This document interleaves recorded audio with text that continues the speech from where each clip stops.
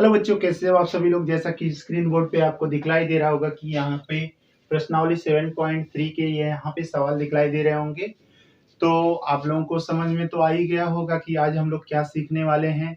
निर्देशांक से संबंधित जो त्रिभुज के क्षेत्रफल होते हैं, इस क्षेत्रफल को कैसे निकालेंगे निर्देशांक के माध्यम से। तो चलिए आज हम लोग ये सीखने वाले हैं।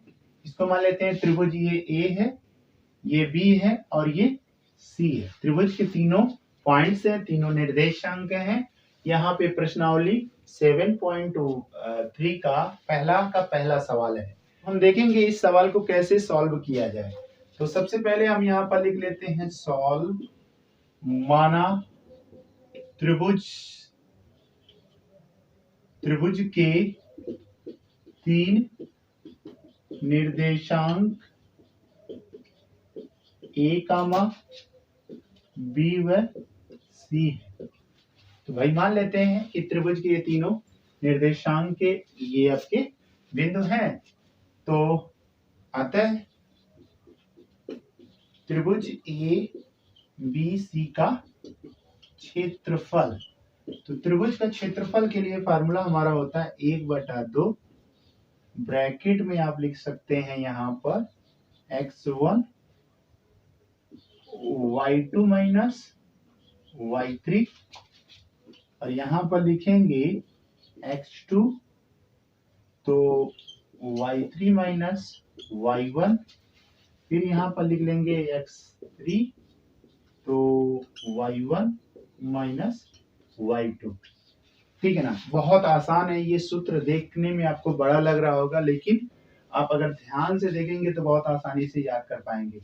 यहाँ पर लिखा है x1, यहाँ लिखा है x2 और यहाँ लिखा है x3, तो ये तो बहुत आसानी से याद हो सकता है। फिर यहाँ पर आप देखेंगे अगर 1 है तो यहाँ पे 2 3 है, अगर ये 2 है तो 3 और 1, मतलब कहने का मतलब 1 2 और 3 का ही कॉम्बिनेशन है। पहले 1 है तो 2 3 होगा, अगर 2 है तो 1 3 होगा, अगर 3 है तो 1 2 होगा। कहने का मतलब 1 2 3 यही नंबर इसमें है। ठीक है ना। तो अब ये कैसे ये याद करेंगे, तो सबसे पहले हम यहाँ से शुरू करते हैं। अगर x1 लेते हैं y2 माइनस y3 होगा। अगर अब यहाँ पे y3 है तो अगली बार यही आगे आएगा y3। तो जब y3 आगे आएगा तो यहाँ पर x1 से शुरू हुआ था, यहाँ x2, तो y3 से जब शुरू हुआ तो y1 यहाँ पे आ गया, क्योंकि 1 2 3 होना चाहिए। तो जब यहाँ 1 आ गया तो अगली बार फिर से ये 1 आगे आएगा। ठीक है ना। इस कॉम्बिनेशन से बहुत आसानी से आप इस सूत्र को याद कर सकते हैं। अदरवाइज डायरेक्ट अगर उसे याद करेंगे तो हो सकता है बीच में भूल जाए एग्जाम में, तो हमें एग्जाम में भूलना नहीं है। तो चलिए अब इस सवाल को लगा लेते हैं। तो 1/2 यहाँ पर देख लेंगे हम इसको x1 y1, इसे x2 y2, इसे x3 और y3 मान लेते हैं। तो x1 में हम देखेंगे यहाँ पर लिखा है 2 y2 माइनस y3। अगर ये y2 है तो y2 के रूप में 0 और y3 के रूप में -4, y2 के रूप में 0 और y3 के रूप में -4। तो यहाँ पे फार्मूले का जो माइनस है ये माइनस, उस माइनस को प्लस कर दिया, प्लस x2 के रूप में अब आप देखेंगे यहाँ पर -1 है तो दूसरे ब्रैकेट में y3, तो y3 तो आप इसको माने है ना, तो -4, फिर माइनस लगाया y1, तो y1 के रूप में आपका क्या है 3 है। ठीक है ना। यहाँ पर आप देखते हैं x3 के रूप में आप क्या माने हैं 2 माने हैं, तो 2 ले लीजिए। अब यहाँ पे y1, तो y1 के रूप में आपका क्या है यहाँ पे 3 है। और इस तरह से y2 कितना होगा, y2 आपका 0 है। तो अब क्या करते हैं, इसको जहां जुड़ने लायक है जो बटा 2 है, अब इसका गुणा कर लीजिए। तो 4 दूना कितना हो गया भाई 8 हो गया। अब यहाँ पर आप देखेंगे तो -1 रख लीजिए और ये गुणे कितना है -7 है। ठीक है ना। तो प्लस अब यहाँ पर देखेंगे 2 3 6, एक लाइन में और बढ़ा लेते हैं भाई ताकि कंफ्यूजन ना रहे। ठीक है, ये आपका हो जाएगा 1/2। अब यहाँ पे 8 प्लस ये आपका हो जाएगा 7 प्लस ये हो गया 6। तो 7 के साथ 7 दूनी 14, 7 त्रिक 21। तो आपका आंसर क्या हो जाएगा यहाँ पर 21/2 इकाई स्क्वायर। इकाई स्क्वायर क्यों करेंगे? क्योंकि क्षेत्रफल आप निकाल रहे हैं, तो क्षेत्रफल का मात्रक क्या होता है? जो भी मात्रक हो उसका वर्ग हो जाता है। तो आपका ये आंसर आ गया 21/2 होगा। क्वेश्चन है, निम्नलिखित में से प्रत्येक के का मान ज्ञात कीजिए ताकि तीनों बिंदु संरेखीय हो। अब यहाँ पर ये जो सवाल है दूसरे क्वेश्चन का पहला सवाल है। दूसरे क्वेश्चन के पहले सवाल में यहाँ लिखा है 7, और यहाँ पर है 5, और एक और है 3, की का मान ज्ञात करना है। और की का मान ऐसा होना चाहिए कि ये तीनों बिंदु का इस्तेमाल किया जाए तो संरेखी हो। और संरेखी का मतलब क्या होता है आप थोड़ा सा समझ लीजिए। यहाँ पर अगर हम देखते हैं एक बिंदु यहाँ है, क्योंकि दो बिंदुओं से ही एक रेखा का निर्माण होता है, तो दो बिंदुओं को आपस में मिला दिए, रेखा बन गया। मान लेते हैं एक बिंदु यहाँ पे है, एक बिंदु यहाँ पे है, एक बिंदु यहाँ पे है। तो भाई दो बिंदुओं के बीच में जो रेखा बनता है उस रेखा पे कितने बिंदुएं हो सकती हैं इसका कोई लिमिट नहीं है, क्योंकि इनफाइनाइट वहां पे बिंदुएं हो सकती हैं, पॉइंट्स हो सकते हैं। तो यहाँ पर मान लेते हैं कि एक बिंदु ये है और एक बिंदु ये है और एक बिंदु ये है, ठीक है ना। तो मान लेते हैं यहाँ पर सिर्फ और सिर्फ 3 बिंदु हैं।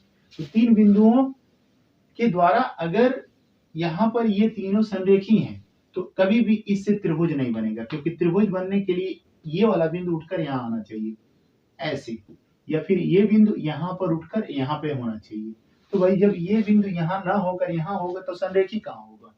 तो जाहिर सी बात है कि ये रेखा है और रेखा का सिर्फ और सिर्फ लंबाई होता है, चौड़ाई नहीं होता है। तो इसका क्षेत्रफल निकालेंगे तो कभी भी इसका मान आएगा नहीं, यानी कि 0 के बराबर होगा। तो हम इसको मान लेते हैं माना दिए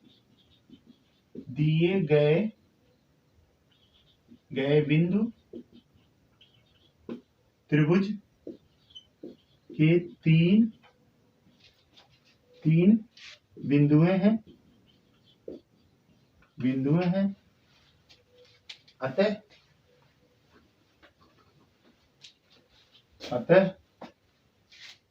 x1/2 x1 y2 minus y3 x2 y3 minus y1 फिर x3 y1 माइनस y2, ठीक है, बराबर किसके होगा? 0 के बराबर होगा। क्योंकि तीनों बिंदुओं का इस्तेमाल करेंगे तो उसका कभी भी क्षेत्रफल जो है किसी का मान नहीं आएगा, बल्कि 0 के बराबर होगा। तो इसको ट्रांसफर कर दें उसको, वो 0 के बराबर हो गया। तो बचा क्या है हमारा यहाँ पर x1 के रूप में हम इसको इस्तेमाल करने वाले हैं 7, ठीक है ना। यहाँ पे क्या है आपका y2, तो y2 के रूप में हमारा क्या है 1, एंड y3 के रूप में हमारा क्या है यहाँ पर k। फिर यहाँ पर x2 के रूप में हम किसका इस्तेमाल करने जा रहे हैं 5 को। y3 के रूप में हमारा क्या है k है, और y1 के रूप में हमारा क्या है यहाँ पे -2 है। तो ये +2 हो जाएगा क्योंकि यहाँ पे माइनस है। अब यहाँ पर देखते हैं x3 के रूप में क्या है 3 है, y1 के रूप में हमारा क्या है -2 है, और y2 के रूप में हमारा क्या है -1 है, इज इक्वल टू क्या हो जाएगा 0 के बराबर। तो यहाँ पर आप देखेंगे तो आपका हो जाएगा 7 - 7k, ठीक है ना। तो यहाँ पर हो जाएगा 5 + 5k प्लस 5 दूना 10 प्लस यहाँ पर आप देखेंगे 2 3 हो जाएगा। तो 3 त्रिका आपका कितना हो गया 9, बराबर किसके हो गया 0 के हो गया। तो अब क्या करते हैं के को इकट्ठा कर लेते हैं, बाकी देखते हैं हमारा आंसर कितना आता है। तो यहाँ पर आप देखेंगे ये 5 है, 5 में से 7 तो -2k बच गया इज इक्वल टू। तो अब यहाँ पर देखेंगे 10 7 17 हो गया, और 17 में से अगर 9 निकल जाए तो कितना होगा 9 8 17, तो -8 इधर आ गया, ठीक है। तो अब आप देखेंगे 2 1 कम 2 तो चौको 8, तो हमें पता चला क्या k बराबर कितना है 4 है। तो ऐसे सवाल को आप बार बार लगाएंगे। जब भी संरेखी कहेगा तो आप त्रिभुज का इस्तेमाल करेंगे, यानी कि त्रिभुज का क्षेत्रफल से उसका यूज करके हम क्या करेंगे, इन तीनों बिंदुओं को संरेखी बताएंगे। कभी कभी आपसे सवाल ऐसे भी करता है, यहाँ पे k नहीं दिया रहेगा, उसके बाद आपसे कहेगा कि दिए गए तीनों बिंदु संरेखी है कि नहीं है, तो आप क्या करोगे, ऐसे ही डायरेक्ट रखोगे और यहाँ पे जीरो नहीं रखोगे, जीरो को हटा दोगे और इसको सॉल्व करोगे, तो लास्ट में आपको क्या मिलेगा, शून्य। अगर शून्य मिलेगा तो आप कहोगे संरेखी है, अदरवाइज वो संरेखी नहीं है। वीडियो आप सभी को कैसा लगा? उम्मीद करते हैं कि आपको बहुत अच्छा लगा होगा। Thank you so much, bye bye.